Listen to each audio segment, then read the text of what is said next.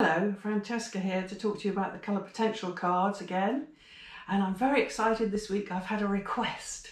I was going to talk about light pink as a colour, but I've had a request to talk about red. Oh, could not be more thrilled. I feel like a DJ. In fact, it was a DJ who requested the red, so that all works terribly well together.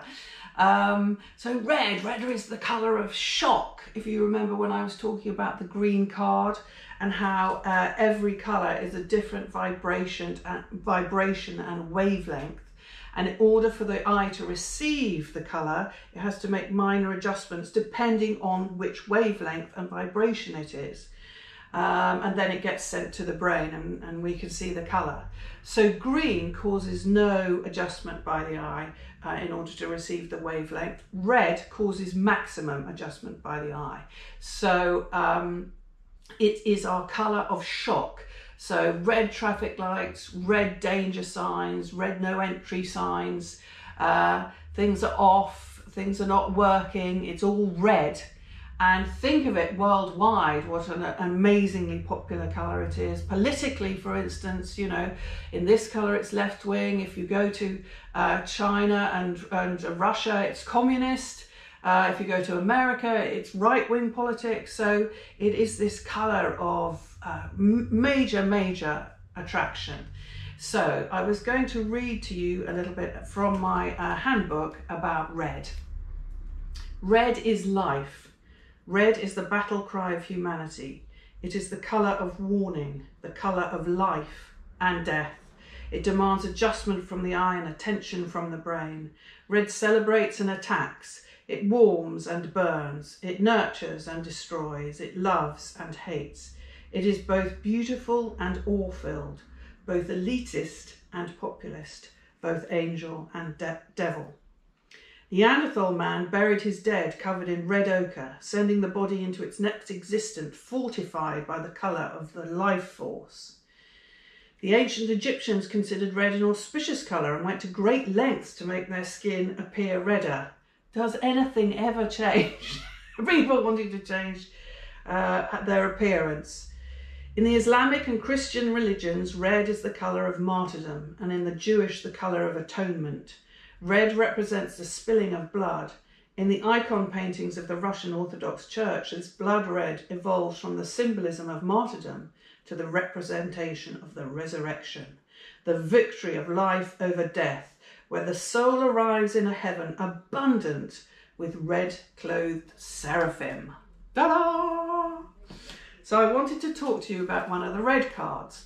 Now, red is quite was an easy colour for me to attribute attributes to. So the other two are courage, obviously very clearly, you know, a colour of power and strength.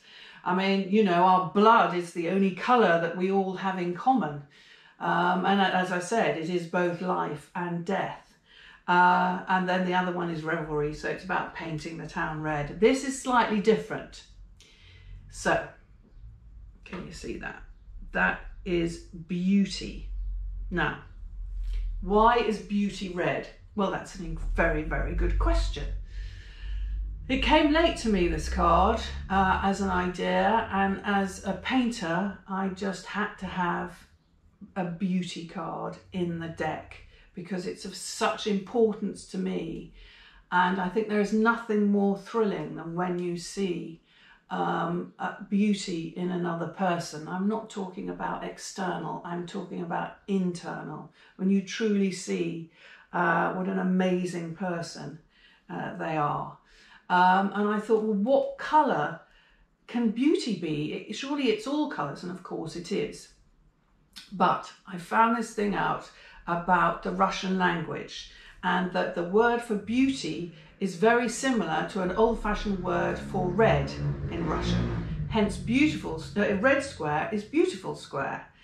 If you go into a Russian Orthodox house, they will have a red corner. They will have a beautiful corner, and that's where the icon sits, always opposite the door, so that it greets people as they walk in. So this is why beauty is red.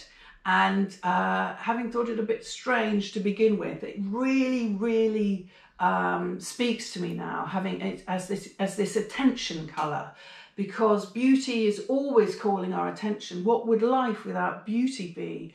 I mean, I don't know if you've heard of the Stendhal syndrome. I've experienced it twice, where I've walked into an art gallery not expecting to see a certain painting and seen it, in this case it was a Rothko at St Ives, or just on paper, and I just started crying.